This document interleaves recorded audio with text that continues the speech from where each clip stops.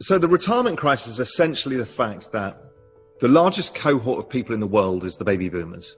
Yes, the millennials in the US are slightly larger than the baby boomers, but elsewhere in the world, nobody had such a large millennial population. So the baby boomers are everything. They hold all the wealth, they have all the pensions. And they're all between 60 and 75. So they're hitting retirement age.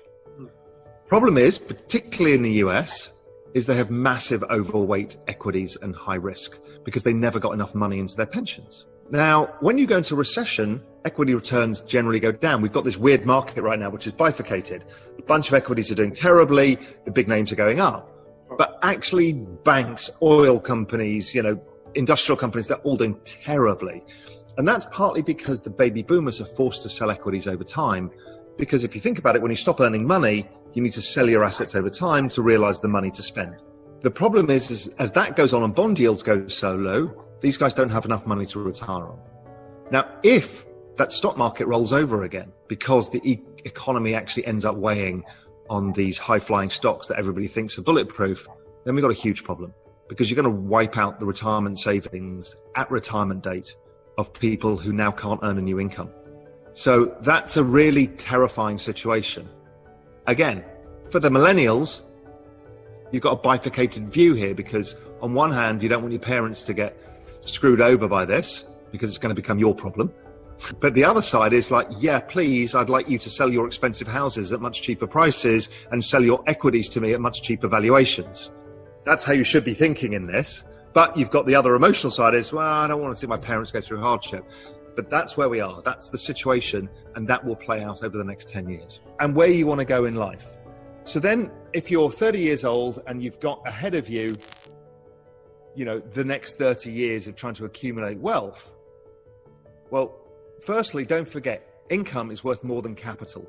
Because if you have $1 million and you stick it in the bond market, you're going to get $10,000 a year. Right?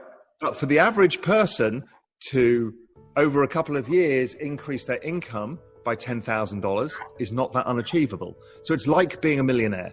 Every 10 grand you have is like being a millionaire. So that's the key thing. Then after that, it's like, okay, look at the opportunity set in front of you. So let's say you're in a good job now, you're starting to invest, you're starting to save for the future. What is it? Well, my first thing always for everybody is, if you can, buy a home. So I would urge people to think about that. Get to that point of safety where you know you could take risk, then take risk. So what does risk look like? Well, right now, the equity markets are at all-time record valuations. Sure, emerging markets have done relatively worse, so maybe they're relatively more interesting, but they're expensive. Bond yields are all-time lows. Credit, all-time low yields. So you're not being paid to take risk. Most of these have a future expected return that's negative. But then there's a whole different world out there, which is the world of a new financial system being built, which is Bitcoin and Ethereum and DeFi. And Gen Z and millennials are much more aware of this because Gen Z particularly have lived in Minecraft and all of these things where tokens and digital assets have value. Right? It's not abnormal. It's abnormal for a baby boomer to think about that, but everybody else is like, yeah, of course it is. Tokens, of course we live with different currencies in different worlds. It's not a problem. So it's a small leap to Bitcoin, which has a future expected value higher than any other asset class in terms of risk reward. Sure, it goes up and down 50, 60, 70%, but its upside is 10, 50, 100x. So if you're young, you can afford to take that bet because it can be life-changing. It's the same kind of bet, but better than the baby boomers got in 1980 when they were about 30 years old. Because what did they get? When they were 30 years old, they got a stock market at record low valuations and a bond market with record high yields. You almost have to be an idiot not to make money. Well, Bitcoin has demonstrated that it's the only truly decentralized monetary network in the world. So everything else, whether it's fiat money, CBDCs, gold, or altcoins, are all either absolutely or relatively centralized as compared to Bitcoin. And decentralization is the unique quality that makes Bitcoin revolutionary because it exists outside of any central control. It exists outside of any state control, of any group or corporate control, and therefore it exists in as pure money. It's virtually perfect money, where the transaction value of Bitcoin is determined entirely by by the market, so to speak. So this is unique. This doesn't exist anywhere else. As such, it's pulling away from the rest of any competitor or any system that suggests that it might compete with Bitcoin. Clearly, there's going to be a lot of losers. Stefan, you've got the fiat money world is in total chaos. The dollar and the euro are really suffering epoch-defining collapses at the moment. I'm sure I'm not telling any secrets here. It's pretty obvious what's going on in the fiat money world. Gold is not decentralized, really, when you compare it to Bitcoin. And in the altcoin market, it's clearly not decentralized. You've got plenty of attack vectors in the altcoin market. The decentralization takes many forms.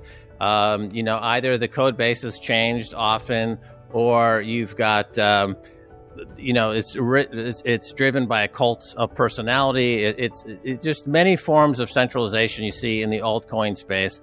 None are truly decentralized.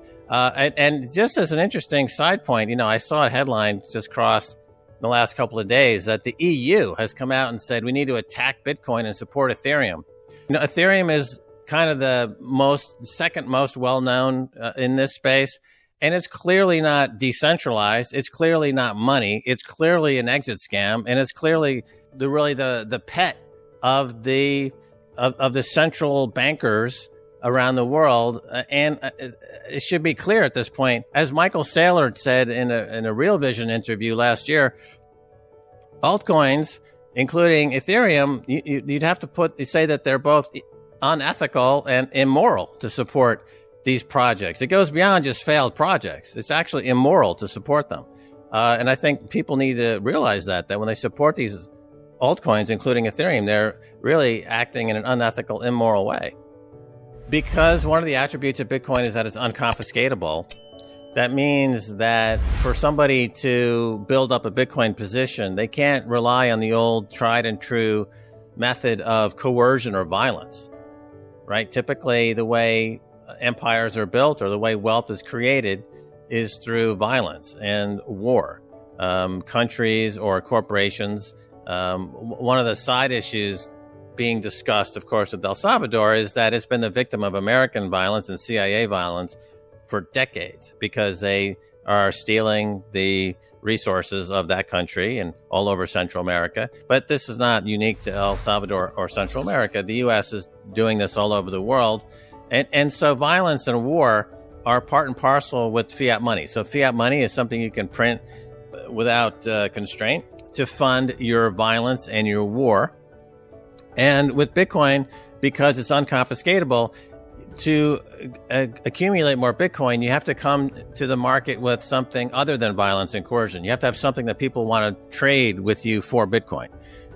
So it's inherently anti-war and anti-violence because of its nature of being unconfiscatable. It's the only unconfiscatable wealth we've ever had as humans. When the book came out, Bitcoin in Black America, by Isaiah Jackson, he points out in the first chapter that he heard about Bitcoin on my show, Kaiser Report, back in the early 2012 period, and immediately recognized that this is a great benefit to the Black community in America, because the Black community in America has, over years, almost by definition, they've had their wealth confiscated. This is one of the problems.